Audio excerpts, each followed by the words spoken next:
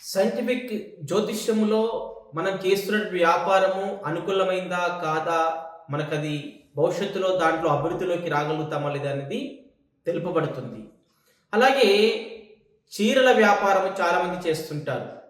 ఆ చీరల వ్యాపారం చేసే వాళ్ళకి ఇది తప్పకుండా వినవలసిన వీడియో.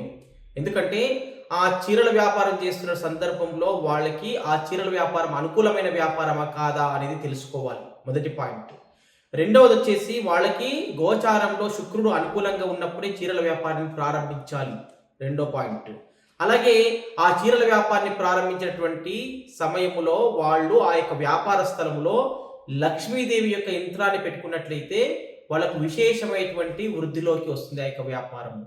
కాబట్టి ఇలాంటి విషయాలను సైంటిఫిక్ జ్యోతిష్యంలోనే ఖచ్చితంగా నిర్దిష్టంగా చెప్పబడతాయి. కాబట్టి ఆ వ్యాపారం మీకు అనుకూలంగా లేకపోతే మీ వ్యాపారము ముందుకు సాగదు. కాబట్టి దాంట్లో లాస్ అయ్యే అవకాశం ఉంటుంది. జాగ్రత్తగా చూసుకోండి. శుభం భూయాత్.